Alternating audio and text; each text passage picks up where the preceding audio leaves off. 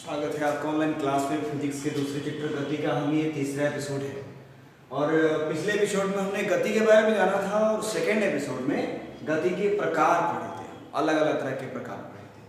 आज दो नए पद सामने हैं, दो नए टर्म हैं, सदिश राशि और अदिश राशि, वेक्टर क्वांटिटी, स्केलर क्वांटिटी। एक चैप्टर आपको ऑफलाइन क्लास में पढ़ाया गया था मात्रक, उसमें भौतिक राशि पढ़ाया गया था, सदिश राशियां और अदिश राशियां। शायद कुछ लोगों को आपने याद भी होगा। राशि का मतलब होता है कि जिसे मापा जा सके। दूरी को हम माप सकते हैं, स्पीड को माप सकते हैं, एक्सेलरेशन को माप सकते हैं, वजन को माप सकते हैं, समय को माप सकते हैं। जो मापा जाए वो राशियां कहलाती हैं, भौतिक राशियां कहलाती हैं। और उन राशियों को दो पार्ट में बांटा गया है, एक सदिश राशि और एक अदिश राशि। सदिश का मतलब होता है कि मापने के बाद कुछ मेजरमेंट, कुछ माप हमको मिलता है। ये कपड़ा 4 मीटर लंबा है, ठीक है। परिमाण उसको कहते हैं, अमाउंट कहते हैं। और कभी कभी आपसे कहा जाता है 4 मीटर ऊपर, 4 मीटर नीचे, 4 मीटर दाएं, 4 मीटर बाएं, ऐसे सुने होंगे आप। अगर किसी चीज को मापने में उसके परिमाण के साथ साथ दिशा भी बताई जाए, 100 माने 7, दिशा के साथ, दिशा के साथ वाली राशियों को सदिश राशि कहते हैं और दिशा के साथ नहीं रहने वाली राशियों को अदिश राशि कहते हैं। शॉर्टकट डेफिनेशन, डेफिनेशन इसका होता है कि वे राशियां जिनमें परिमाण के साथ साथ दिशा भी दिखाई जाती है उसे हम सदिश राशि कहते हैं। और वे राशियां जिनमें परिमाण के साथ साथ दिशा की जरूरत नहीं होती है उन्हें हम अदिश राशियां कहते हैं। जैसे हम किसी वस्तु का द्रव्यमान मापते हैं, 5 किलो, ये तो कोई नहीं पूछता कि 5 किलो किधर, दूरी में अंतर आता है। आप डेफिनेशन से समझ लीजिए, दूरी में कंफ्यूजन है। कभी ये भी कहा जाता है कि 5 किलोमीटर दूर है, कभी लोग कहते हैं कि 5 किलोमीटर पश्चिम है, 5 किलोमीटर उत्तर है। दूरी बताने के 2 तरीके होते हैं। दूरी लंबाई को ही कहते हैं, दूरी हम लंबाई को ही कहते हैं। आप कहीं देखे होंगे कि इतना फीट लंबा है ये कपड़ा, ये पाइप, उसमें दूरी नहीं, दिशा नहीं बताई जाती है। और कभी उसी दूरी में दिशा बताई जाती है कि 5 किलोमीटर पश्चिम, 5 किलोमीटर उत्तर, 5 किलोमीटर दक्षिण। तो जब परिमाण के साथ साथ दिशा बताई जाए तो सदिश राशि है, जब परिमाण के साथ साथ दिशा नहीं बताई जाए तो वो अदिश राशि है। सदिश और अदिश का बस डिफिनेशन से इतना जानिए आप। सदिश और अदिश के एग्जाम्पल में आप आएंगे तो सदिश राशियों में विस्थापन, वेग, त्वरण हो जाएगा, बल हो जाएगा, विस्थापन हो जाएगा, त्वरण हो जाएगा, वेग हो जाएगा। इसके एग्जाम्पल सदिश कैसे हैं ये पहले हम नहीं समझा सकते। आपको सब जितने भी टर्म सामने दिखाई दे रहे एग्जाम्पल में सब आपको पढ़ने हैं, तब समझ में आएगा सदिश राशियां क्या है। अभी बट फिलहाल इतना जानिए डेफिनेशन के अकॉर्डिंग कि वे राशियां जिनमें परिमाण के साथ साथ दिशा भी प्रदर्शित हो उसे सदिश राशियां कहते हैं। और जिनमें परिमाण के साथ साथ दिशा का ज्ञान नहीं होता है, दिशा प्रदर्शित नहीं होती है, उसे हम अदिश राशियां कहते हैं। अदिश में जाइएगा तो दूरी हो जाएगा, चाल हो जाएगा, द्रव्यमान हो जाएगा। बल में होता है ना कि बल आगे की तरफ, पीछे की तरफ, इधर धक्का दिए, उधर धक्का दिए, दिशा भी बताई जाती है किधर हम चल रहे हैं, तो बल, विस्थापन, त्वरण, वेग ये सदिश हो जाएगा। और दूरी, चाल, द्रव्यमान ये सब अदिश हो जाएंगे।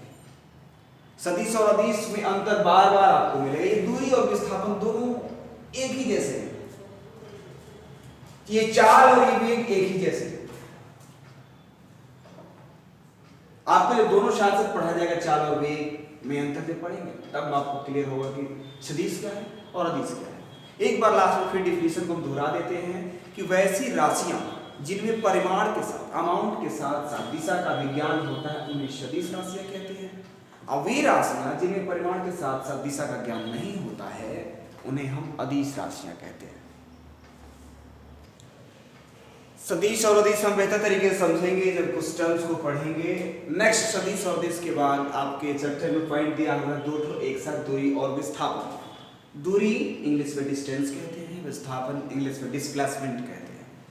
इस डिस्टेंस और डिस्प्लेसमेंट को समझेंगे तो क्लियर हो जाएगा कि दूरी सदिश और अदिश क्या है, यही समझ में आ जाएगा। दूरी और विस्थापन सामान्यतः देखा जाए तो दोनों एक ही चीज है। अंतर क्या है वो चीज समझिए। डायग्राम हमने बनाया है कि ये नदी है, नदी बह रही है, नदी के इस पार एक बच्चे का घर है, नदी के उस पार एक मेला लगा हुआ है, सर्कस लगा हुआ है। बच्चे को मेले में जाना है, बच्चे को तैरना नहीं आता है। बच्चे को मेले में जाना है, बच्चे को तैरना नहीं आता है। पुल है इस नदी पे, लेकिन इससे 20 किलोमीटर आगे है। मीटर मत मानिए, थोड़ा किलोमीटर अच्छा लगेगा। 20 किलोमीटर इसके घर से दूरी है, वहां पुल पड़ता है और इस नदी की चौड़ाई 5 किलोमीटर है। 5 किलोमीटर मत मानिए, 1 किलोमीटर मान लीजिए। अगर बच्चा तैरना जानता तो मेला में जाने के लिए कितना दूर चलता? सीधे 1 किलोमीटर। यहां की चौड़ाई 1 किलोमीटर ही होगी ना, क्योंकि 1 किलोमीटर चौड़ाई नदी है। 1 किलोमीटर की दूरी तय करके फटाक से बच्चा मेला में। अब बच्चा तैरना नहीं जानता है तो 20 इधर आएगा, 1 किलोमीटर पुल पार करेगा, फिर 20 किलोमीटर मेला में जाएगा। तो मेला में जाने के लिए कितना दूर चलना पड़ा? 20 20 40 1 41 किलोमीटर चल के मेला में गया। मानते हैं कि इस घर में 2 बच्चे, एक को तैरना आता था, एक को तैरना नहीं आता था। दूरी विस्थापन एकदम क्लियर समझिएगा। एक बच्चा को तैरना जिसको आता था वो भी मेला में गया, नहीं तैरना आता था वो भी मेला में गया। लेकिन तैरने वाला बच्चा गया तो उसको 1 किलोमीटर चलना पड़ा, और नहीं तैरने वाला बच्चा मेला में गया तो 41 किलोमीटर चलना पड़ा। दूरी कहता है कि पैर से हम जितना चल दिए, चली गई वास्तविक लंबाई, हम कितना दूर चले हैं, उसी को हम दूरी कहते हैं। उसी को हम दूरी कहते हैं। और विस्थापन का मतलब होता है कि पहले कहां थे अब कहां हैं, पहले कहां थे अब कहां हैं, उसके बीच की दूरी को हम विस्थापन कहते हैं। कहने का मतलब कि घर और मेला के बीच में का विस्थापन पूछा जाए ना तो 1 किलोमीटर होगा, लेकिन दूरी पूछी जाए तो 41 किलोमीटर होगा। दूरी का मतलब कि कितना दूर चलना पड़ेगा। विस्थापन का मतलब कितना दूर है, सीधी सीधी बस। दूरी कितना चला ये बच्चा, दूरी पे चले। यही बच्चा अगर जा रहा है वहां पे जाके बोले कि 41 किलोमीटर दूर मेला में आए हैं, कोई मानने को तैयार होगा? कहेगा कि हमारा घर से इस मेला की दूरी 41 किलोमीटर है। हम तो 6 किलोमीटर सामने दिख रहा है। तो अभी पहले कहां था बच्चा, अभी कहां है, इन दोनों के बीच की दूरी को हम विस्थापन कहते हैं। और चली गई रास्ते की वास्तविक लंबाई को हम दूरी कहते हैं। कोई आदमी अपने घर से निकलता है, जाता है मार्केट में, अंबेडकर चौक, मौनिया चौक, पोस्ट ऑफिस, जादवपुर होते हुए फिर घर चले आता है। दूरी अगर पूछा जाए तो दूरी यही ना होगा, 1 2 3 4 5 6 किलोमीटर चल दिए, यही कहेंगे 6 किलोमीटर चल दिए। विस्थापन पूछा जाए तो 0। विस्थापन अगर पूछा जाए तो 0।